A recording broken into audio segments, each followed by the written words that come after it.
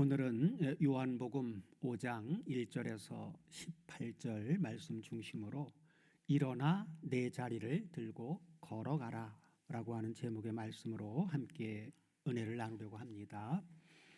자, 오늘 본문은 그 후에 유대인의 명절이 있어 하나님께서 예수께서 예루살렘에 올라가시니라 하고 시작되는데, 요한복음은 여러 차례 명절을 배경으로 삼아서 말씀해 주고 있습니다.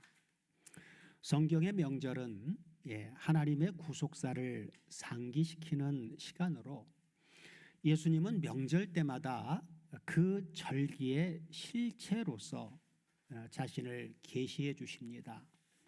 오늘 본문의 명절도 그 중에 하나로 절기의 실체이신 생명의 주님이 율법 아래서 제사와 절기를 지키는 사람들 속으로 직접 들어가신 것입니다.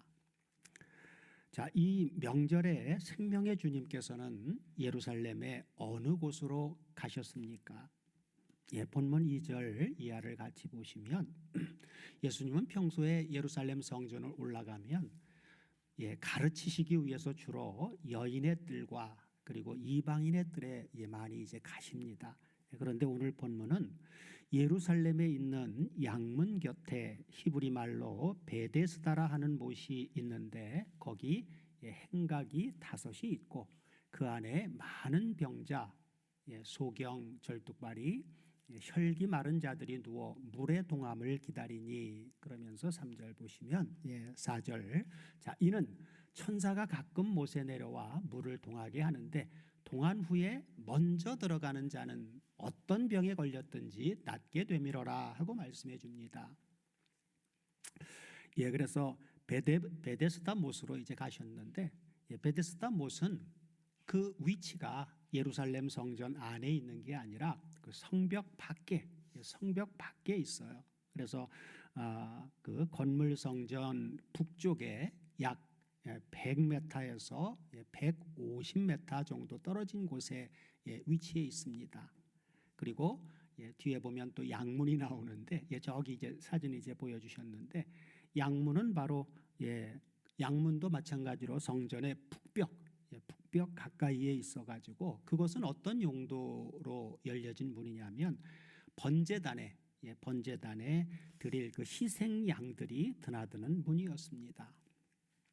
자, 이 돌 성전의 양문은 주님의 영단번의 죽으심과 부활로 이제 생명으로 인도하는 양의 문이신 바로 주님 자신으로 개혁이 되어져 버렸죠. 자, 따라서 이 병자들이 베데스다 못에 모여서 누워 있다라고 하는 것은 왜 거기에 누워 있는 거예요? 하나님의 임재를 바라며 그리고 하나님의 은혜를 기다리고 있는 상징적인 장면입니다. 이 베데스다 못에 물이 동할, 천사가 오면 물이 동할 때 일어나는 이 사건은 사실 실제 역사 속에 있었던 건 아닙니다. 하나의 신화나 그 민간에서 이렇게 이제 통행되어 유대 그 민속적인 그 민간에서 그렇게 이제 이해됐던 그런 내용을 사도 요한은 그것을 바로 구속사적인 주님의 역사를 나타내기 위해서, 신학적이고 구속자적인 면을 드러내기 위해서 인용을 한 것으로 봅니다.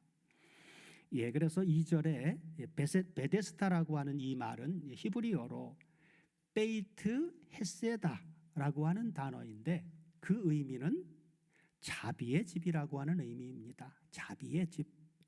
자, 그러나 그곳에는 진짜 하나님의 자비가 있었습니까? 없었습니까? 그곳은 자비가 머물지 못한 집이었기에 많은 병자, 그리고 맹인, 혈기 마른 자들, 이런 사람들이 모여 있었죠. 모여 있으면서 그들은 몸만 바라보고 있어요. 그 베데스다 못이 동한다고 하니까 그 동하기만을 바라보고, 그죠? 여전히 그 물이 언제 움직이나 그것만을 바라보면서 살아가고 있는 그런 모습입니다. 자, 그리고 3절에 누워 있는 자들, 이 단어도 이 단어를 원문을 통해서 보면 동사 누워 있는 자들이라고 했을 때 누워라고 하는 부분이에요. 누워 이것이 이제 동사 카타케이마이라고 하는 단어인데 의미는 맞아요. 눕다라고 하는 단어인데 동사 눕다의 직설법 미완료 중수디포태로 나옵니다.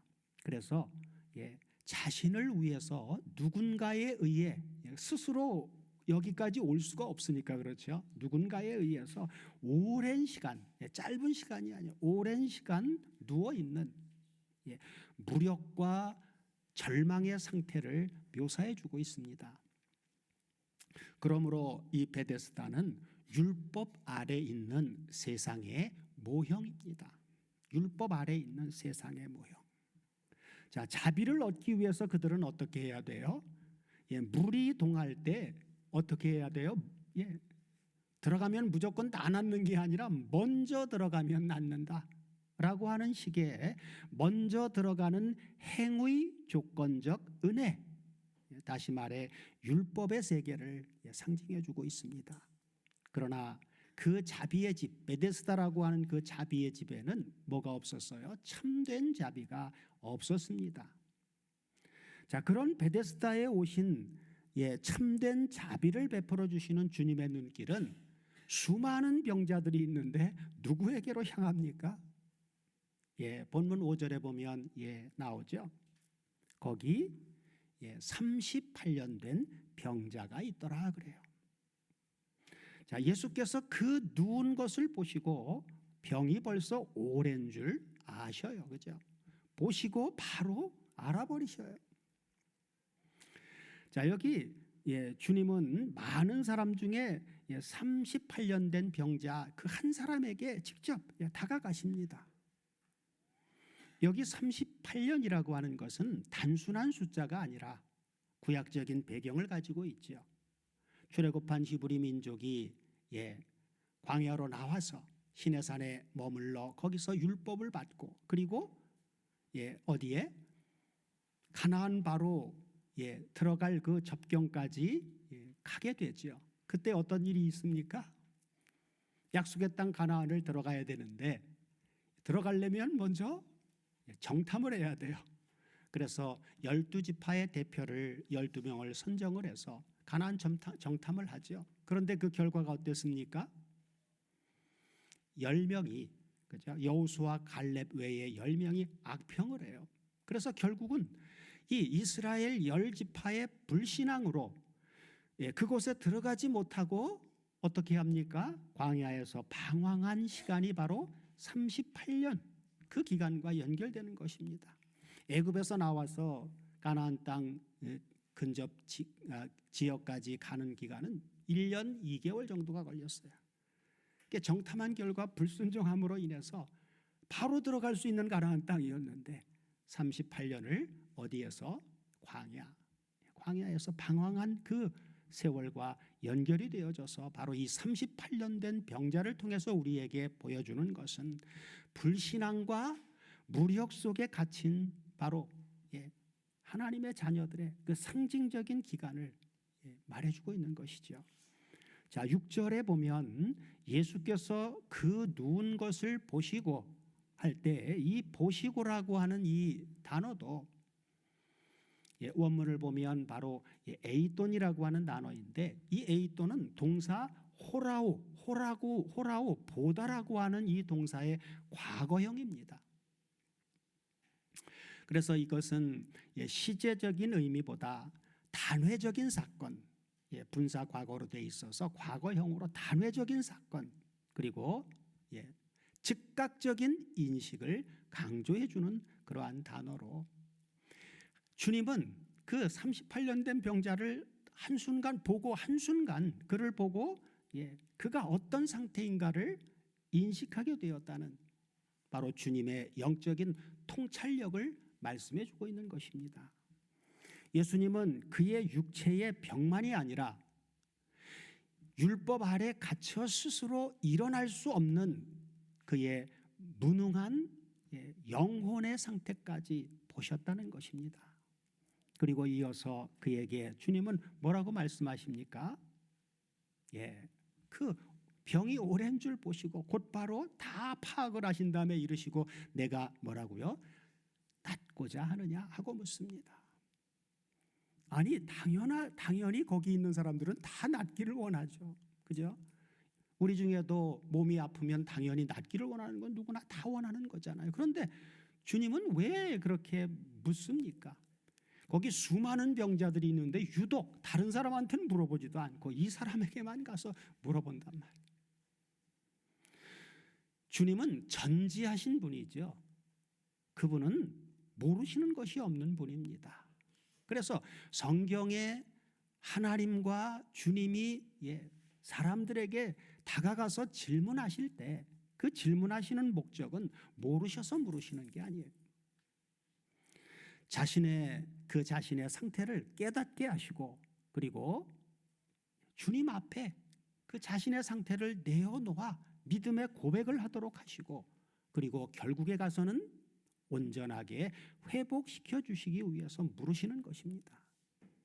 우리는 그런 주님의 음성에 귀 기울여야 돼요. 자, 그래서 여기 하느냐, 내가 낫기를 원하느냐 할 때 하느냐라고 하는 이 단어도 동사 뗄로라고 하는 원하다의 직설법 현재 능동태로 나오는데 이것 또한 단순히 원하느냐라고 하는 것이 아니라 지속적인 의지와 내적인 결단을 묻는 그런 말씀입니다. 그래서 직역하면 내가 건강하게 되기를 계속 원하고 있느냐? 라고 하는 것입니다. 이것은 단순히 몸의 건강만이 아니라 영혼, 몸, 그의 전인적인 회복의 건강을 물으신 것입니다. 육신의 질병만 물어본 게 아니란 말이에요. 그러므로 내가 낫고자 하느냐 하신 주님의 물음은 단순한 질문이 아니라 병자의 율법 중심의 자아를 깨뜨려 버리고 그리고 은혜 중심으로 나가게 하시는 구속사적인 질문이었던 것입니다. 자, 주님의 질문에 대한 이 병자의 대답은 어떻게 나옵니까? 자, 7절을 다 같이 보시면 자, 병자가 대답하되 주여 그래요. 그죠? 주여. 사마리아 여자는 주님이 물을 좀 달라고 하니까 뭐라 그랬어요? 당신은 유대인 남자가 어떻게 나한테 물을 달라고 하시느냐고. 그런데 이 병자는 주님이 내가 낫고자 하느냐? 라고 했을 때 주여라고 하는 말이 터져 나왔단 말이에요. 아니 누가 주님을 보고 한마디에 주여라고 할 수 있는 것 그게 어떻게 가능합니까? 그래서 우리는 항상 이 성경을 볼 때 이 38년 된 병자가 주여라고 한 이 고백이 어떻게 나왔는지 성경은 주님을 주라고 부르는 것이 어떻게 가능하다고 말해주고 있습니까? 인간의 이성적인 머리로 불가능해요. 그래서 우리가 고린도전서 12장 3절을 늘 얘기하죠.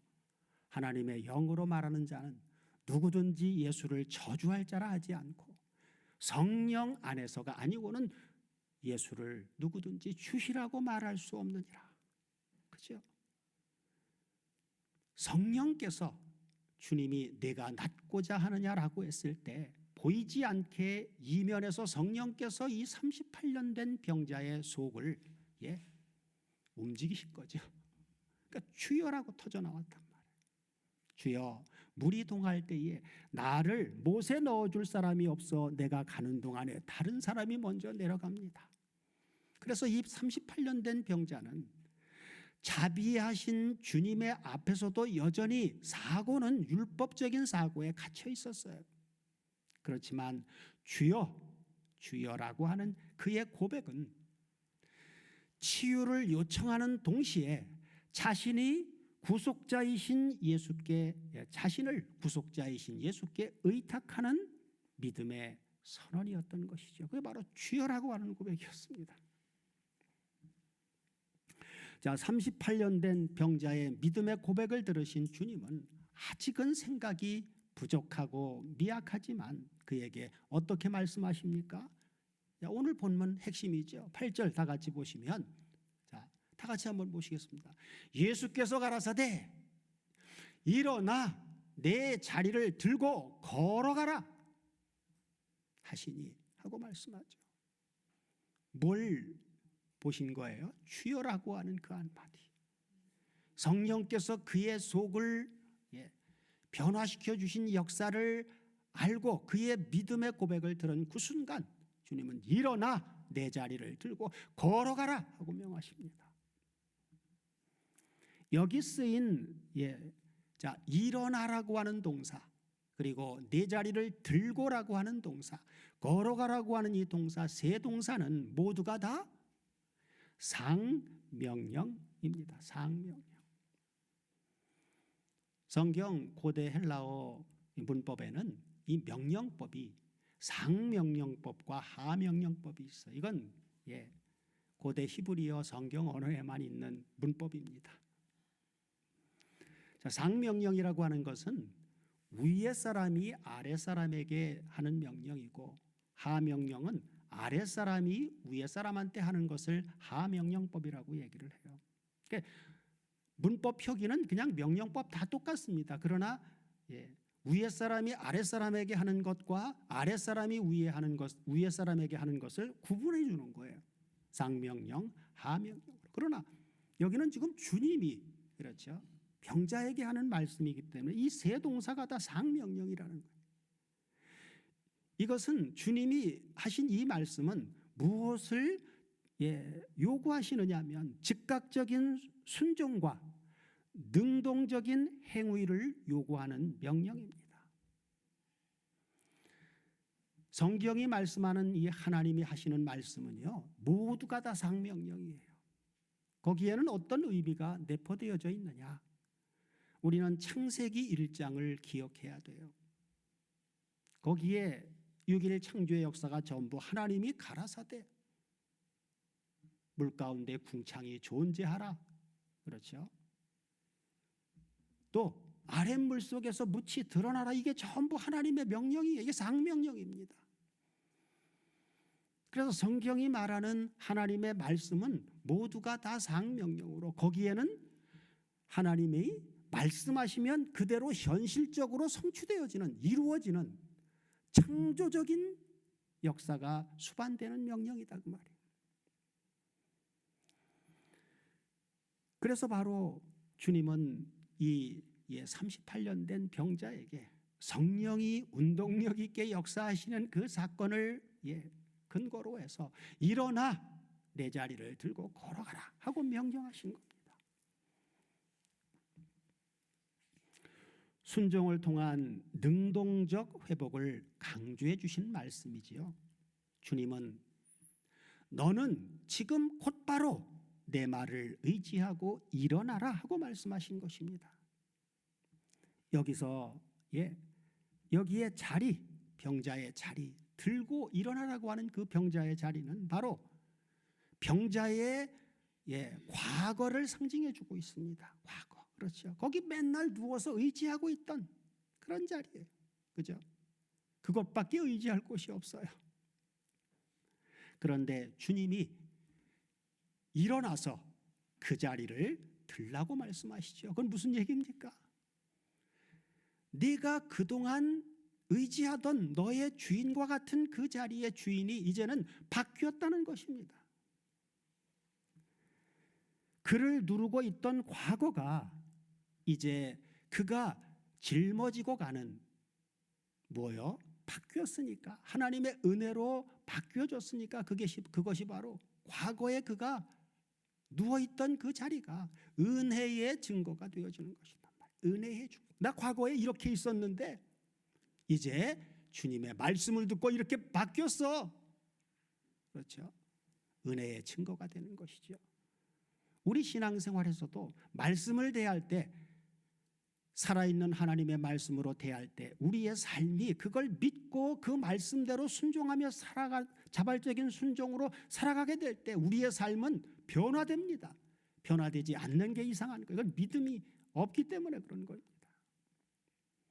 변화되면 과거의 그 모습이 나가서 전할 때, 그죠? 내가 과거에 이렇게 살았는데 말씀으로 이렇게 변했어 라고, 살아있는 말씀, 내가 체험한 말씀을 전할 수 있는 것이죠. 그래서 은혜의 증거가 된다고 말해요. 자, 생명의 주님의 이 상명령으로 주어진 말씀을 들은 병자에게 드디어 어떤 역사가 일어났습니까? 자, 9절, 본문 9절을 다 같이 보시면 그 사람이 곧 나아서, 그죠? 곧 나아서 자리를 들고 걸어가니라. 주님의 말씀이 이게 바로 상명령이라고 하는 거예요. 스스로 일어날 수 없는 자가 주의 말씀의 권능에 의해서, 그죠? 그 즉시 일어나 걸어갔다는 것입니다.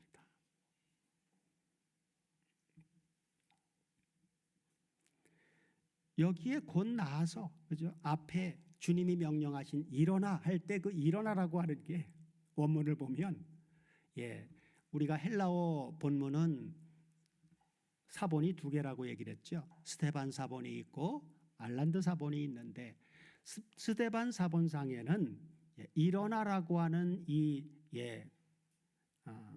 8절이죠. 8절에서 일어나 내 자리를 들고 걸어가라 할 때 8절에 보면 일어나라고 하는 이 단어를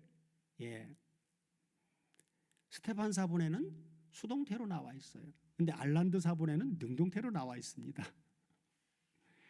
스데반 사본이 원래 초기 사본이에요. 그리고 알란드 사본은 후기 사본입니다.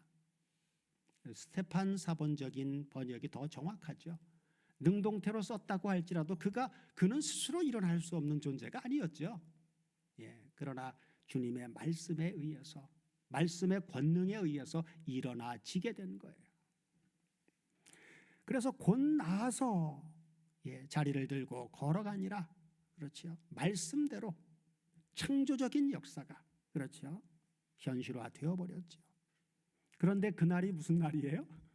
안식일입니다. 그래서 곧으로 번역된 이 유대오스라고 하는 이 단어가 요한복음에 자주 사용되는 단어인데, 이 곧 유대오스라고 하는 것은 즉각적인 말씀의 효력을 보여주고 있습니다. 곧, 그렇죠. 즉각적인 거예요. 자, 그래서 이 38년 된 병자의 회복은 행위의 결과였습니까? 아니죠. 무엇이 그를 일어나 자리를 들고 걸어가게 한 거예요? 하나님의 입으로 나오는 말씀의 능력에 의한 것입니다. 주님의 한마디가, 그죠, 묶여있던 율법의 38년을 확 깨트려 버린 것입니다. 그런데 그날은 다름 아닌 안식일입니다. 주님이 병을 고치신 날이 안식일임을 명시한 것은 주님이 행하신 일과 주님을 알아보지 못하는 유대인들의 규정에 대한 분명한 대비를 통해서 안식일의 본질과 그 안식일의 권위를 재정립해서 창조와 구속적인 안식의 주권이 바로 주님께 있음을 드러내주기 위한 것입니다. 주님의 말씀으로 치유받은 사람을 본 유대인들의 반응은 어떻습니까? 자, 10절, 본문 10절을 다 같이 보시면, 자, 유대인들이 병 나은 사람에게 이르되 안식일인데 네 자리를 들고 가는 것이 어떻다고요? 옳지 아니하니라 그래요. 자, 이들의 생각은 율법의 규정에 꽉 붙들려 있는 것이죠. 이 38년 된 병자가 건강해졌다면 일반적인 상식으로는 어떻게 해줘야 돼요? 축하해줘야 되죠. 그렇죠. 축복해줘야 되죠. 그런데 율법의 그 틀에, 고정관념에 묶인 사람들은 옳지 않다는 거예요. 그런데 그가 대답하되 뭐라고요? 왜 안식일에 자리를 들고 걸어가는 게 그게 안식일에 하면 안 돼, 옳지 않다라고 했더니, 나를 낫게 한 누가? 그가 그죠? 그가 자리를 들고 걸어가라 하더라 한데, 그래요. 그래서 바로 안식일 논쟁이 벌어지게 되죠. 율법에 속한 유대인들은 주님이 행하신 선한 기적의 그 본질보다 규칙 위반에 집중했던 것이죠. 우리도 말씀을 대할 때 율법적인 생각으로다가 말씀을 대할 땐 행위 일변도로 자꾸 가게 되면 똑같은 모습이 나오게 되죠. 자, 그들은 바로 안식일의 주인이 오셨음에도 안식일의 규정만 보고 있는 것이죠. 자, 10절에 옳지 아니하니라 라고 하는 이 부분도 원문을 통해서 보면 엑세스틴인데 여기 엑세스틴 이 단어가 1832번 엑세스티라고 하는 단어인데 무엇은 옳다라고 하는 의미입니다. 이 단어가 본문에서는 바로 율법적인 허용의 범의를 의미해 주고 있습니다. 율법적인 허용의 범의. 자, 나은 병자가 그가 내 자리를 들고 걸어가라고 한 그가 걸어가라고 해서 나 지금 걸어가고 있는 거다라고 했더니 유대인들의 반응은 어떻습니까? 자, 12절 보면 저희가 묻되 너더러 자리를 들고 걸어가라고 한 그 사람이 누구냐? 누구냐? 그가 누구냐? 요한복음은 반대쪽의 존재의 반응이든 믿음의 사람들의 반응이든 누가라고 하는데 포커스가 맞춰져 있어요. 그렇죠? 복음서는 왜 기록했다고요?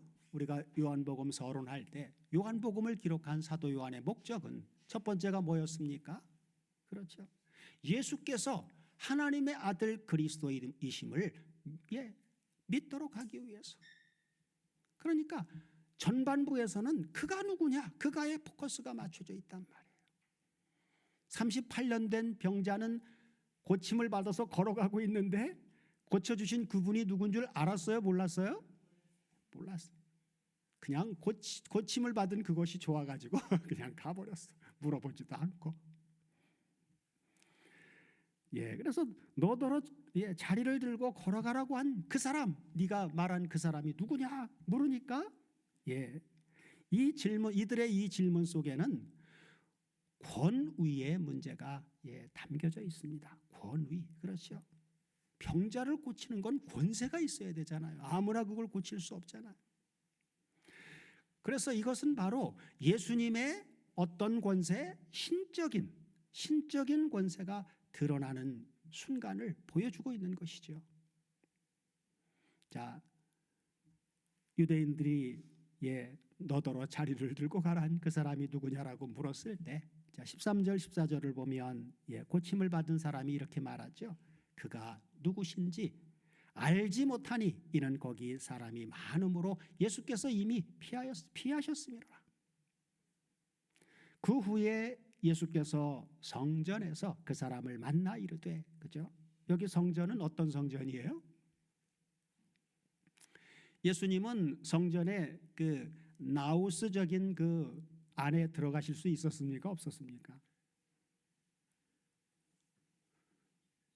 율법의 기준 속에서 예수님은 나우스 성전에 그 당시 못 들어갔어요. 그죠? 왜? 예수님은 레위 지파가 아니잖아요. 그렇기 때문에 예수님이 성전에 들어가셨다라고 했을 때는 히에론, 그죠? 그 성막의 성소와 지성소가 있는 거기는 못 들어가셨어요. 그러니까 말씀을 가르치기 위해서 주로 이방인의 뜰과 여인의 뜰, 그곳에서 주로 이제 가르치는 사역을 하셨습니다. 그래서 예수님이 성전에 가서 그 사람을 만나라고 하는 것은 성전 밖에 베데스다에 있던 이 사람이 이제 온전케 되었으니까 그의 소망은 항상 무엇이었습니까? 성전에 한번 들어가 보는 것. 여기는 히에론이라고 하는 성전이에요. 성소 그 바깥에. 그렇죠. 그 사람을 만나 이르되 뭐라고요? 보라, 내가 나았으니 더 심한 것이 생기지 않게 어떻게 하라고요? 다시는 죄를 범치 말라 하시니. 그렇죠.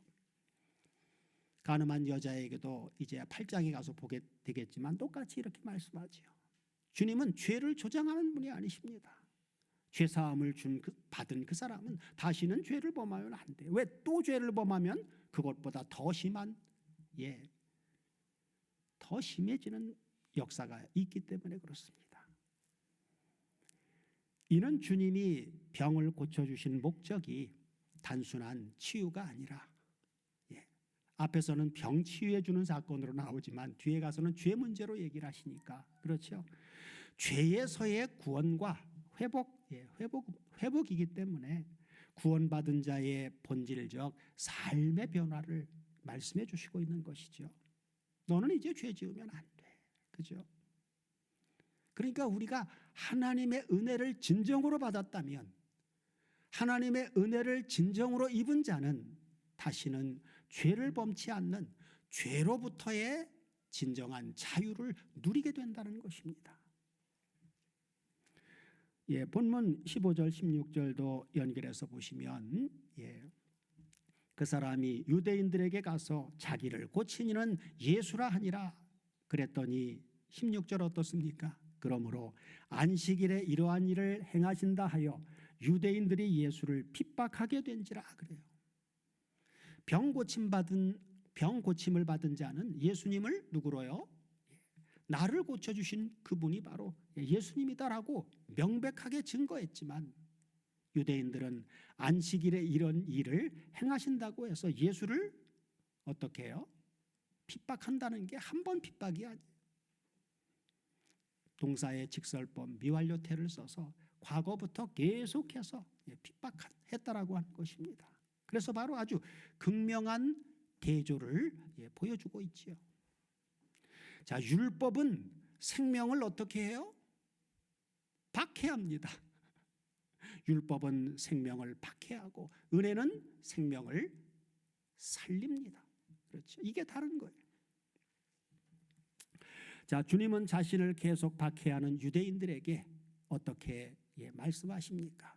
본문 17절을 다 같이 보시면, 예수께서 저희에게 이르시되 내 아버지께서 이제까지 일하시니 나도 일한다 하시매. 그렇죠. 이것은 바로 예수님의 자기 계시예요. 그렇죠. 요한복음 전체에서 신학적으로 가장 중요한 구절 중에 하나입니다. 여기 일하시니 또 일한다라고 하는 이 단어도 원문을 통해서 보면 동사 에루가조마이래요. 에루가조마이의 직설법 현재 중수디포테로 나옵니다. 그래서 주님은 지금까지, 그렇죠, 지금까지 중수디포테로 계속 일하고 계신다라고 말씀해 주고 있는 것이죠. 이것은 하나님은 안식일에도 생명을 살리는 일을 멈추지 않고 계속 하신다라고 하는 것입니다. 그리고 여기서 예수님은 자신을 아버지와 함께 일하는 그러한 자로 통일시해서 말씀해 주고 있죠. 이것은 단순한 선지자적인 발언이 아니라 자신의 신성을 명백하게 선포하는 말씀입니다. 또한 예수님의 행위는 단순한 기적이 아니라 하나님의 창조적 권세와 생명을 드러내는 구속사적 사역임을 말씀해 주고 있는 것입니다. 자, 그러함에도 유대인들의 반응은 어떻습니까?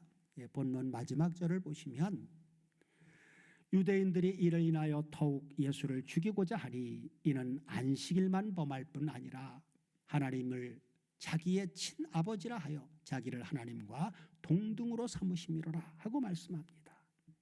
자, 이로써 율법 대 생명, 그리고 제도 대 인격, 그리고 종교 대 구속의 갈등의 축이 아주 극명하게 드러납니다.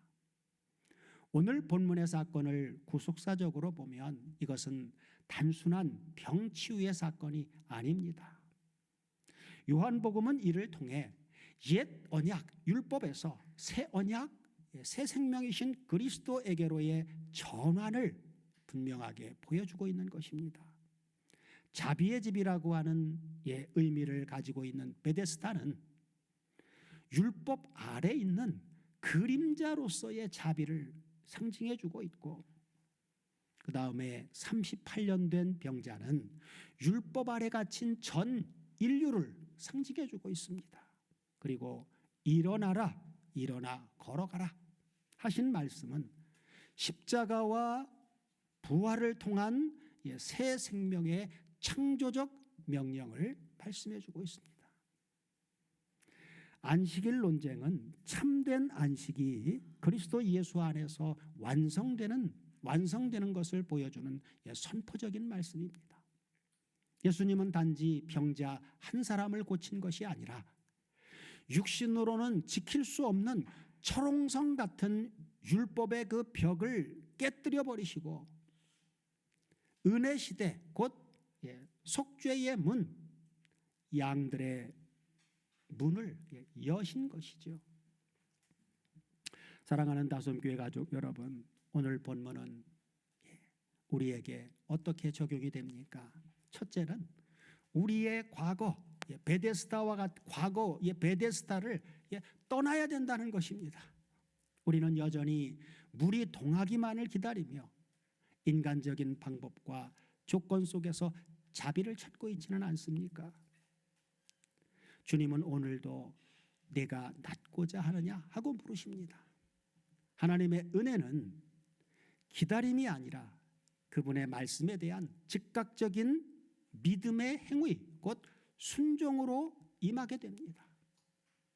둘째는 일어나 내 자리를 들고 걸어가라 명하신 주님의 말씀을 붙잡으라는 것입니다. 그 자리는 우리 과거 그리고 죄 그리고 상처일 수 있습니다. 그러나 주님 안에서는 그것이 은혜의 증거로 변하게 됩니다. 이제 우리는 주님의 말씀 위에 굳게 서서 나는 다시는 쓰러지지 않는다라고 하는 믿음으로 걸어가야만 합니다. 셋째는 안식일의 주인이신 주님을 진리 안에서 예배하라고 하는 것입니다. 우리의 신앙은 규칙과 형식의 틀에 머물지 말고 안식일의 본체이신 그리스도 예수 안에서 참된 안식을 누려야 합니다. 참된 안식은 쉼이 아니라 하나님과 함께 일하는 생명 안에서의 교제입니다. 결론적으로 요한복음 5장은 자비의 집에서 일어난 바로 살아있는 복음의 사건입니다. 율법 아래서 자비를 기다리던 인류에게 자비의 주님이 직접 찾아오셨습니다. 오늘도 주님은 일어나 내 자리를 들고 걸어가라 하고 말씀하십니다. 이 명령은 과거의 병자를 향한 말씀만이 아니라 오늘의 우리를 향한 부활의 명령입니다. 그리스도의 말씀을 붙잡는 자는 더 이상 눕지 않고 새 생명 가운데서 일어나 걸어갑니다. 우리 모두로 이제도 아버지와 함께 일하시는 주님의 말씀을 붙잡고 새 생명 가운데서 일어나 삼위 하나님과 함께 동행하는 삶을 날마다 살아갈 수 있도록 해주시기를 우리 주 그리스도 예수의 이름으로 축원드립니다.